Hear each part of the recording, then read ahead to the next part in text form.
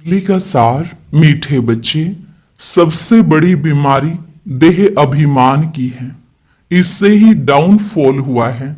इसलिए अब देही अभिमानी बनो। प्रश्न, तुम बच्चों की कर्मातीत अवस्था कब होगी? उत्तर, जब योग बल से कर्म भोग पर विजय प्राप्त करेंगे, पूरा पूरा देही अभिमानी बनेंगे। यह देह अभिमान का ही रोग सबसे बड़ा है। इससे दुनिया पतित हुई है। देही अभिमानी बनो तो वह खुशी, वह नशा रहे, चलन भी सुधरे। गीत, रात के राही थक मत जाना, सुबह की मंजिल दूर नहीं। ओम शांति। राही का अर्थ तो बच्चों ने सुना, और तो कोई समझा नहीं सकते सिवाय तुम ब्रह्मा मुख वंशावली ब्राह्मणों के। तुम जो देवी देवता थे तो मनुष्य, परंतु तुम्हारी सीरत बहुत अच्छी थी। तुम सर्वगुण संपन्न, 16 कला संपूर्ण थे। तुम विश्व के मालिक थे। हीरे जैसे से कौड़ी जैसा कैसे बने, यह कोई मनुष्य नहीं जानते हैं। तुमने भी नंबरवार पुरुषार्थ अनुसार पलटा खाया है, अर्थात परिवर्तन हुए हैं। अभी तुम देवता नहीं हो, रिजुनेट हो रहे हो। कोई थोड़ा बदले हैं, कोई की 5%, कोई की 10%। सीरत बदलती जाती है। दुनिया को यह पता नहीं। भारत ही हेवन था। कहते भी हैं क्राइस्ट से 3000 वर्ष पहले भारत में देवी देवता थे। उनमें ऐसे गुण थे जो उन्हों को भगवान भगवती कहते हैं।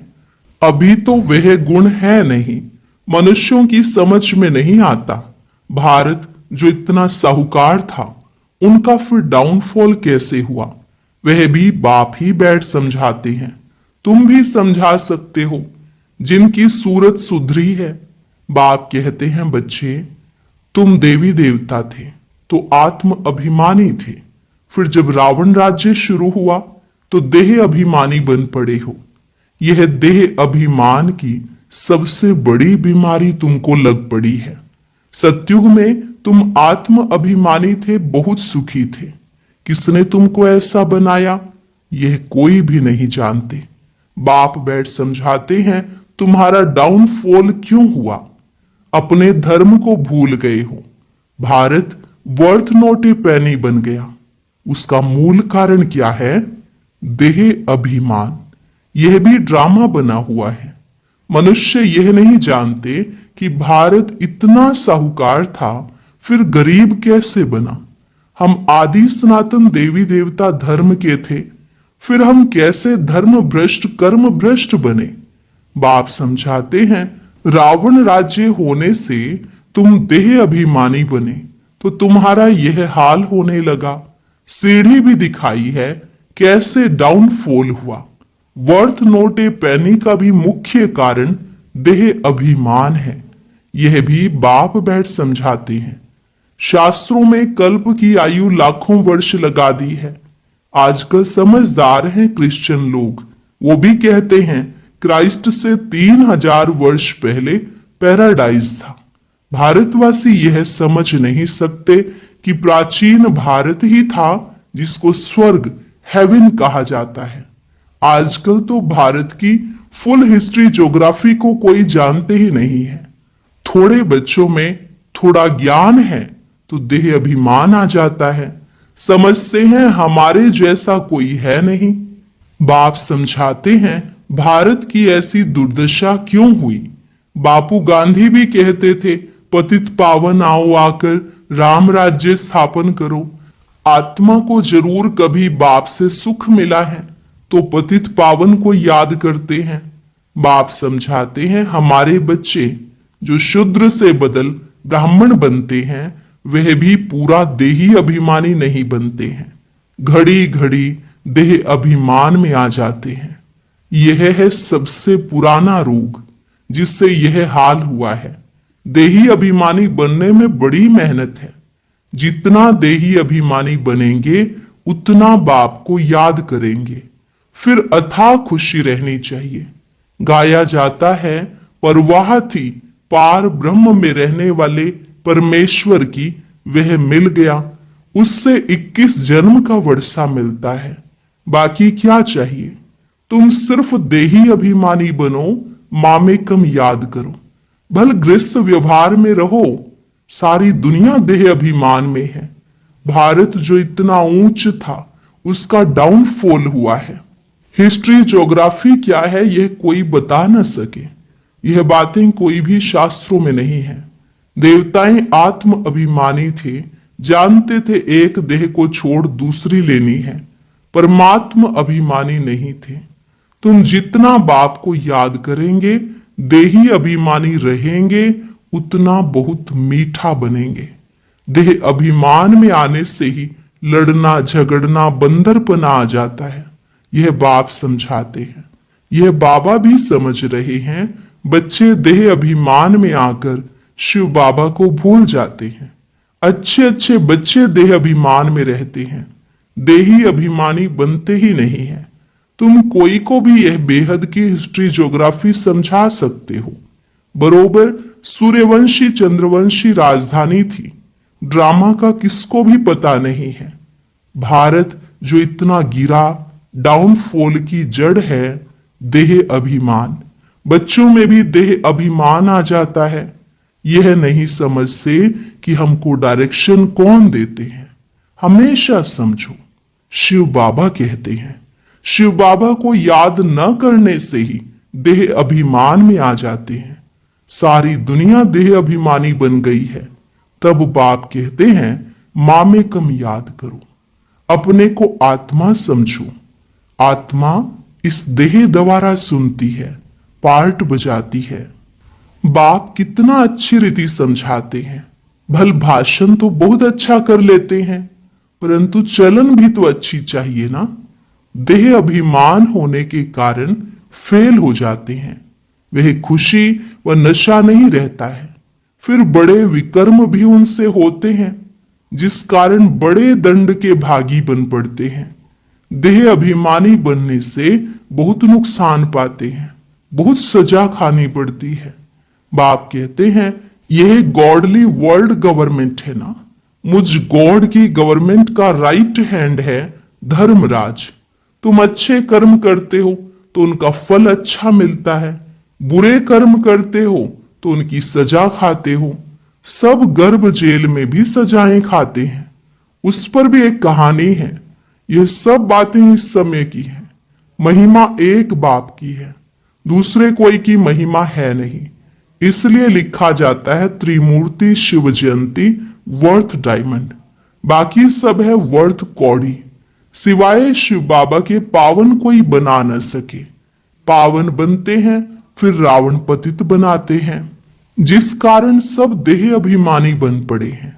अब तुम देही अभिमानी बनते हो। यह देही अभिमानी अवस्था 21 जन्म चलती है, तो बलिहारी एक की गाई जाती है।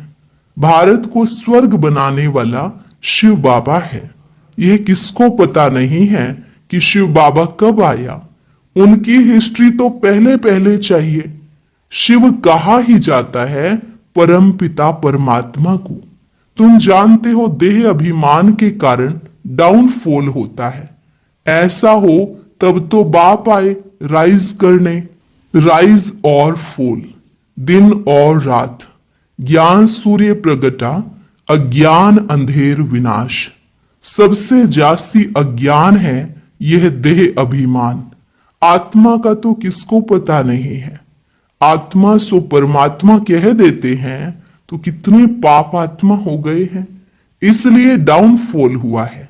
84 जन्म लिए हैं, सीढ़ी नीचे उतरते आए हैं। यह खेल बना हुआ है। यह वर्ल्ड की हिस्ट्री ज्योग्राफी तुम बच्चे जानते हो और कोई नहीं जानते। विश्व का डाउनफॉल कैसे हुआ वे तो समझते हैं कि साइंस से बहुत तरक्की हुई है। यह नहीं समझते कि दुनिया और ही पतित नरक बन गई है। देह अभिमान बहुत है। बाप कहते हैं अभी तुमको देही अभिमानी बनना है। अच्छे अच्छे महारथी ढेर हैं, ज्ञान बड़ा अच्छा सुनाते हैं, परंतु देह अभिमान पूरा हटा नहीं है। देह अभिमान के कारण कोई में क्रोध का अंश, कोई में मोह का अंश, कुछ न कुछ है। सीरत सुधरनी चाहिए ना, बहुत बहुत मीठा बनना चाहिए। तब मिसाल देते हैं, शेर बकरी इकट्ठे जल पीते हैं। वहां कोई ऐसे दुख देने वाले जानवर भी होते नहीं। इन बातों को भी मुश्किल कोई समझते हैं, नंबरवार समझने वाले हैं। कर्म भोग निकल जाए, कर्मातीत अवस्था हो जाए, यह मुश्किल होती है। बहुत देह अभिमान में आते हैं, पता नहीं पड़ता। हमको यह मत कौन देते हैं? श्रीमत श्री कृष्ण के द्वारा कैसे मिलेगी? शिव बाबा कहते हैं, इनके बिगड़ श्रीमत कैसे दूंगा? स्थायी रथ हमारा यह है, देह अभिमान में आकर उल्टे सुलटे कार्य करके मुफ्त अपनी बर्बादी मत करो, नहीं तो नतीजा क्या होगा? बहुत कम पद पाएंगे। पढ़े कि आगे अनपढ़े भरी ढोएंगे। बहुत कहते हैं भारत की हिस्ट्री ज्योग्राफी जो फुल होनी चाहिए सो नहीं है, तो उनको समझाना पड़े। तुम्हारे सिवाय तो कोई समझा न सके, परंतु देही अभिमानी स्थिति चाहिए, वही ऊंच पद पा सकते हैं। अभी तो कर्मातीत अवस्था किसकी हुई नहीं है? इनके बाबा के ऊपर तो बहुत झंझट है, कितनी फिक्रात रहती है। भले समझते हैं कि सब ड्रामानुसार होता है, फिर भी समझाने के लिए युक्तियां तो रचनी होती है ना। इसलिए बाबा कहते हैं, तुम जास्ती देही अभिमानी बन सकते हो, तुम्हारे ऊपर कोई बोझा नहीं है। बाप पर तो बोझा है। हेड तो यह है ना, प्रजापिता ब्रह्मा। परंतु यह किसको पता नहीं है कि इनमें शिव बाबा बैठे हैं। तुम्हारे में भी कोई मुश्किल इस निश्चय में रहते हैं, तो यह वर्ल्ड की हिस्ट्री ज्योग्राफी जाननी चाहिए ना। भारत में स्वर्ग कब था, फिर कहां गया, कैसे डाउनफॉल हुआ, यह किसको पता नहीं है। जब तक तुम नहीं समझाओ तब तक कोई समझ ना सके। इसलिए बाबा डायरेक्शन देते हैं, लिखा पढ़ी करो तो स्कूलों में वर्ल्ड की हिस्ट्री ज्योग्राफी बतानी चाहिए, डाउनफॉल पर भाषण करना चाहिए। भारत हीरे जैसा था, वह फिर कौड़ी जैसा कैसे बना, कितने वर्ष लगे, हम समझाते हैं। ऐसे पर्चे एरोप्लेन द्वारा गिरा सकते हैं। समझाने वाला बड़ा होशियार चाहिए। गवर्नमेंट चाहती है तो गवर्नमेंट का ही हॉल विज्ञान भवन जो दिल्ली में है वहां सबको बुलाना चाहिए, अखबार में भी डाला जाए, कार्ड भी सबको भेज दें। हम आपको सारे वर्ल्ड की हिस्ट्री ज्योग्राफी आदि से अंत तक समझाते हैं। आप भी आएंगे जाएंगे, पैसे की तो बात ही नहीं है। समझो हमको कोई मिला, प्रेजेंट भेंट करते हैं तो हम ले नहीं सकते हैं, सर्विस करने के लिए काम में लाएंगे, बाकी हम ले नहीं सकते। बाप कहते मैं तुमसे दान लेकर क्या करूंगा जो फिर भरकर देना पड़े। मैं पक्का शर्राफ हूं, व्यापारी हूं। अच्छा, मीठे मीठे सिकिलधे बच्चों प्रति मात पिता बाप दादा का याद प्यार और गुड मॉर्निंग। रूहानी बाप की रूहानी बच्चों को नमस्ते, रूहानी बच्चों की रूहानी बाप दादा को नमस्ते नमस्ते, गुड मॉर्निंग। शुक्रिया बाबा, शुक्रिया। धारणा के लिए मुख्य सार, देह अभिमान में आकर कोई भी उल्टा सुल्टा कार्य नहीं करना है। देही अभिमानी बनने का पूरा पूरा पुरुषार्थ करना है। अपनी सीरत चलन सुधारते रहना है। बहुत बहुत मीठा शीतल बनना है। अंदर में क्रोध मोह का जो भूत है उसे निकाल देना है। वरदान, रिगार्ड देने का रिकॉर्ड ठीक रख, खुशी का महादान करने वाले पुण्य आत्मा भव। रिगार्ड देने का रिकॉर्ड ठीक रख, खुशी का महादान करने वाले पुण्य आत्मा भव। वर्तमान समय चारों ओर रिगार्ड देने का रिकॉर्ड ठीक करने की आवश्यकता है। यही रिकॉर्ड फिर चारों ओर बजेगा। रिगार्ड देना और रिगार्ड लेना, छोटे को भी रिगार्ड दो, बड़े को भी रिगार्ड दो। यह रिगार्ड का रिकॉर्ड अभी निकलना चाहिए, तब खुशी का दान करने वाले महादानी पुण्य आत्मा बनेंगे। किसी को रिगार्ड देकर खुश कर देना यह बड़े से बड़ा पुण्य का काम है, सेवा है। स्लोगन, हर घड़ी को अंतिम घड़ी समझकर चलो तो एवर रेडी रहेंगे। हर घड़ी को अंतिम घड़ी समझकर चलो तो एवर रेडी रहेंगे। मातेश्वरी जी के अनमोल महावाक्य। तमोगुणी माया का विस्तार। सतोगुणी, रजोगुणी, तमोगुणी, ये 3 शब्द कहते हैं। इसको यथार्थ समझना जरूरी है। मनुष्य समझते हैं यह तीनों गुण इकट्ठे चलते रहते हैं, परंतु विवेक क्या कहता है? क्या यह तीनों गुण इकट्ठे चले आते हैं? वह तीनों गुणों का पार्ट अलग अलग युग में होता है। विवेक तो ऐसे ही कहता है कि यह तीनों गुण इकट्ठे नहीं चलते। जब सतयुग है तो सतोगुण है, द्वापर है तो रजोगुण है, और कलयुग है तो तमोगुण है। जब सतो है तो तमो रजो नहीं, जब रजो है तो फिर सतोगुण नहीं है। यह मनुष्य तो ऐसे ही समझकर बैठे हैं कि यह तीनों गुण इकट्ठे चलते आते हैं। यह बात कहना सरासर भूल है। वो समझते हैं जब मनुष्य सच बोलते हैं, पाप कर्म नहीं करते हैं, तो वो सतोगुणी होते हैं। परंतु विवेक कहता है कि जब हम कहते हैं सतोगुण सतोगुण, तो इस सतोगुण का मतलब है संपूर्ण सुख। गोया सारी सृष्टि सतोगुणी है। बाकी ऐसे नहीं कहेंगे कि जो सच बोलता है वो सतोगुणी है और जो झूठ बोलता है वो कलयुगी तमोगुणी है। ऐसे ही दुनिया चलती आती है। अब जब हम सतयुग कहते हैं तो इसका मतलब है सारी सृष्टि पर सतोगुण सतो प्रधान चाहिए। हाँ, कोई समय ऐसा सतयुग था जहां सारा संसार सतोगुणी था। अब वो सतयुग नहीं है, अभी तो है कलयुगी दुनिया। गोया सारी सृष्टि पर तमो प्रधानता का राज्य है। इस तमोगुणी समय पर फिर सतोगुण कहां से आया? अब है घोर अंधियारा, जिसको ब्रह्मा की रात कहते हैं, और ब्रह्मा का दिन है सतयुग और ब्रह्मा की रात है कलयुग। तो हम दोनों को मिला नहीं सकते। दूसरी पॉइंट, कलयुगी असार संसार से सतयुगी सार वाली दुनिया में ले चलना एक परमात्मा का ही काम है। इस कलयुगी संसार को असार संसार क्यों कहते हैं? क्योंकि इस दुनिया में कोई सार नहीं है, माना कोई भी वस्तु में वो ताकत नहीं रही, अर्थात सुख शांति पवित्रता नहीं है। जो इस सृष्टि पर कोई समय सुख शांति पवित्रता थी, अब वो ताकत नहीं है, क्योंकि इस सृष्टि में 5 भूतों की प्रवेशता है। इसलिए ही इस सृष्टि को भय का सागर अथवा कर्म बंधन का सागर कहते हैं। इसलिए ही मनुष्य दुखी हो परमात्मा को पुकार रहे हैं, परमात्मा हमको भव सागर से पार करो। इससे सिद्ध है कि जरूर कोई अभय अर्थात निर्भयता का भी संसार है जिसमें चलना चाहते हैं। इसलिए संसार को पाप का सागर कहते हैं, जिससे पार कर पुण्य आत्मा वाली दुनिया में चलना चाहते हैं। तो दुनियाएं 2 हैं, एक सतयुगी सार वाली दुनिया, दूसरी है कलयुगी असार की दुनिया। दोनों दुनियाएं इस सृष्टि पर होती है। अभी परमात्मा वह सार वाली दुनिया स्थापन कर रहे हैं। अव्यक्त इशारे निश्चय के फाउंडेशन को मजबूत कर सदा निर्भय और निश्चिंत रहो।